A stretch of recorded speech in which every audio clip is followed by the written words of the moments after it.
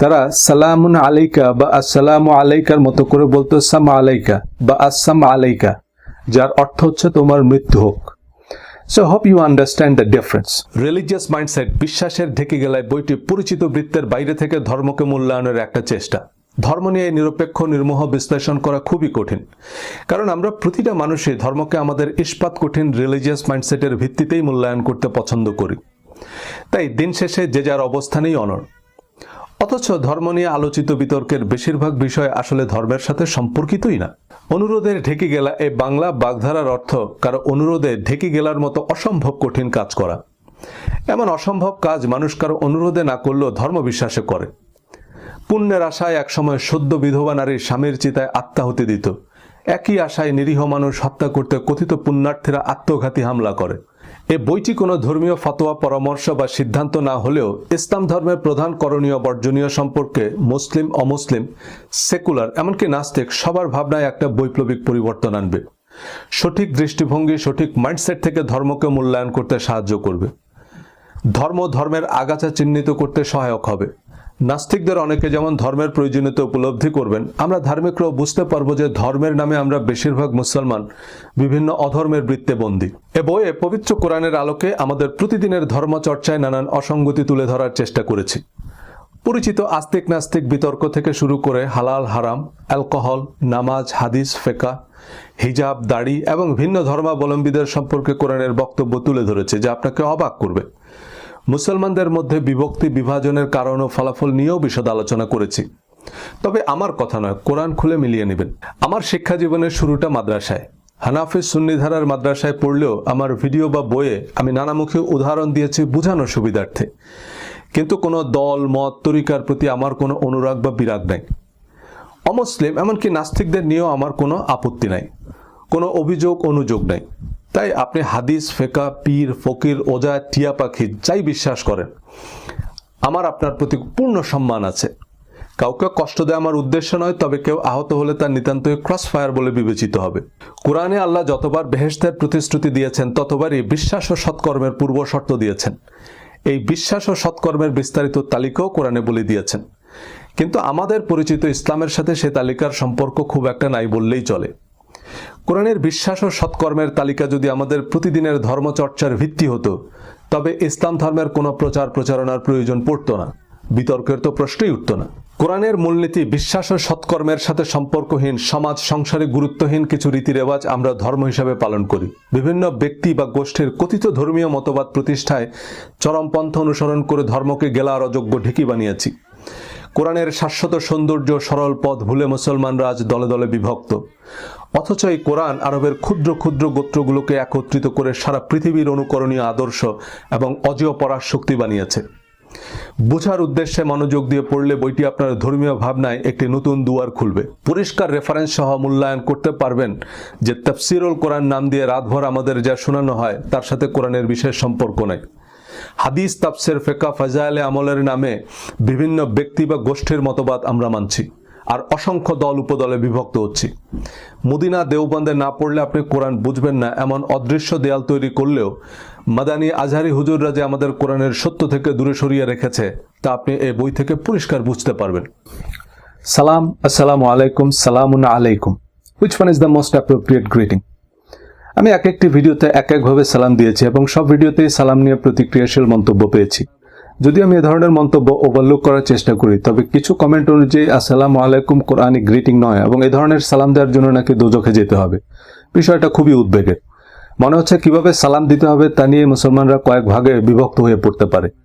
মুসলিম জাতির এই ক্রান্তি লগ্নে এ বিষয়ে একটি ভিডিও না বানিয়ে থাকতে পারলাম না।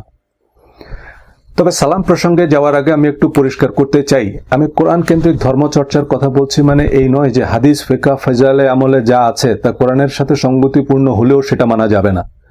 এ ধরনের মাইন্ডসেট নিয়ে কোরআন অনুসরণ করা অসম্ভব। আসসালামু আলাইকুমকে যারা অবৈধ বা অকোরআনিক বলছেন, তারা যদি এই বিবেচনায় বলেন যে এমনটা হাদিসে আছে বলে তিনি এভাবে সালাম দেবেন না কারণ তিনি হাদিস মানেন না বা মাযহাব মানেন না, then there is a huge problem. যেমন আমাদের অনেক আলেমরা কথায় কথায় বলেন ইহুদি, খ্রিস্টান, হিন্দুদের অনুকরণে কিছু করা যাবে না। আমাদের সালাম, নামাজ, রোজা, দাড়ি, হিজাব, জুব্বা, টুপি সব বেশিরভাগ ধর্মীয় রীতিরেওয়াজ ইহুদি খ্রিস্টান ধর্মের পরম্পরা। জন্মদিন পালনের কথা, আরো বিশেষভাবে যিশুর জন্মদিন পালনের কথা কোরআনে স্পষ্ট করেই বলা আছে। তাওরাত, বেদ, বাইবেল, গীতা, এমনকি রবীন্দ্রনাথের টিচিং মিলিয়ে দেখুন, কোরআন হাদিসের সাথে অমিলের চেয়ে মিলই বেশি খুঁজে পাবেন। স্যুট, টাই, নববর্ষ, জন্মদিন পালন হারাম বলে, যদিও এসব ধর্মীয় পোশাক বা উৎসব না। পয়লা বৈশাখ হিন্দুদের উৎসব হলে এটা নেপাল, শ্রীলঙ্কান হিন্দুরাও সেলিব্রেট করত। এটা বাংলা নববর্ষ, সিম্পলি বাঙালির উৎসব। কেউ বিশেষভাবে সেলিব্রেট না করতে চাইলে নাই, কিন্তু খামাখা এর মধ্যে হিন্দু মুসলমান প্রসঙ্গ টানা অযৌক্তিক। এনিওয়ে, সালাম, সালামুন আলাইকুম, আসসালামু আলাইকুমের মধ্যে লিটারালি কোনো পার্থক্য নেই এবং এর সাথে কোরআনের কোনো সংঘাতও নেই। Let me explain. সূরা আল আনআমের 54 নং আয়াত, ওয়াইযা জাআকাল্লাযীনা ইউমিনুনা বিআয়াতিনা ফাকুল সালামুন আলাইকুম। আর যারা আমার আয়াতসমূহের উপর ঈমান আনে তারা যখন তোমার কাছে আসে তখন তুমি বলো সালামুন আলাইকুম, তোমাদের উপর সালাম বা পিস বি আপন ইউ। এই সালামুন আলাইকুম আর আসসালামু আলাইকুমের মধ্যে ভাষা, ব্যাকরণ, অর্থগত কোনো পার্থক্য নেই। ইন্ডিপেন্ডেন্ট ক্লজ হিসাবে আসসালামু আলাইকুম অর্থাৎ শুরুতে আল ব্যবহৃত হয়েছে বিশেষায়িত করতে, যেমন কোরআন আর আল কোরআনের মধ্যে কোনো পার্থক্য নেই। মদিনা, আল মদিনা, আরাফা, আল Arafa, no difference at all. আর কোরআনে গ্রিটিং অর্থে আসসালামু ব্যবহৃত হয়েছে, আসসালামু আলা মান ইত্তাবাআল হুদা, peace be upon those who follow the guidance. সূরা মারইয়াম আয়াত 33, ওয়াসসালামু আলাইয়া ইয়াওমা ওয়ালিদতু ওয়া ইয়াওমা আমুতু ওয়া ইয়াওমা আবআসু হাইয়া। আমার উপর শান্তি যেদিন আমি জন্মেছি এবং যেদিন আমি মারা যাব আর যেদিন আমাকে জীবিত অবস্থায় উঠানো হবে। এখানে যিশু বা ঈসা আলাইহিস সালামের জন্ম, মৃত্যু এবং পুনরুত্থান দিবসে তার উপর সালাম প্রসঙ্গে বলা হয়েছে আসসালামু আলাইয়া, নট সালামুন আলাইয়া। Peace be upon me, the day I was born, the day I will die, and the day I will raised alive. Surah Ahzab, ayat 44, তাহিয়াতুহুম ইয়াওমা ইয়ালকাউনাহু সালামুন। যেদিন তারা তার সাথে সাক্ষাৎ করবে সেদিন তাদের অভিবাদন হবে সালাম। সূরা আল ফুরকান, আয়াত 75, ফাহিয়া তাহিয়াতান ওয়া সালামান। আর তাদের সেখানে অর্থাৎ জান্নাতে অভ্যর্থনা করা হবে অভিবাদন ও সালাম দ্বারা। ওয়ালাকাদ জাআত রাসূলুনা ইব্রাহিম বিল বুশরা ক্বালু সালামান ক্বালা সালামুন। আর অবশ্যই আমার ফেরেশতারা সুসংবাদ নিয়ে ইব্রাহিমের কাছে আসলো, তারা বলল সালাম, সেও বলল সালাম। সুতরাং সালাম, সালামান, সালামুন, সালামুন আলাইকুম, আসসালামু আলাইকুম, all the same.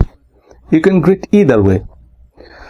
Surah An-Nur, فَإِذَا دَخَلْتُمْ بُيُوتًا فَسَلِّمُوا عَلَىٰ أَنفُسِكُمْ تَحِيَّةً مِنْ عِنْدِ اللَّهِ مُبَارَكَةً طَيِّبَةً। তোমরা যখন কোনো ঘরে প্রবেশ করবে তখন তোমরা নিজেদের উপর সালাম করবে, আল্লাহর পক্ষ থেকে বরকতপূর্ণ ও পবিত্র অভিবাদন স্বরূপ। فَسَلِّمُوا is just a general instruction to greet in a peaceful manner. So সালামুন আলাইকুম এবং আসসালামু আলাইকুমের মধ্যে পার্থক্য হচ্ছে সূরা ফুরকান আর সূরা আল ফুরকানের মধ্যে যেটুকু পার্থক্য, meaning that there is no difference. আসসালামু আলাইকুম is perfectly valid, accurate Arabic term. তবে যারা এই বিষয়ে বেশ এক্সট্রিম, খুব সম্ভবত এর কারণ সূরা মুজাদিলার 8 নং আয়াত, ওয়া ইযা জাআউকা হাইয়াউকা বিমা লাম ইউহাইয়িকা বিহিল্লাহ। আর তারা যখন তোমার কাছে আসে তখন তারা তোমাকে এমন অভিবাদন জানায় যেভাবে আল্লাহ তোমাকে অভিবাদন করেননি।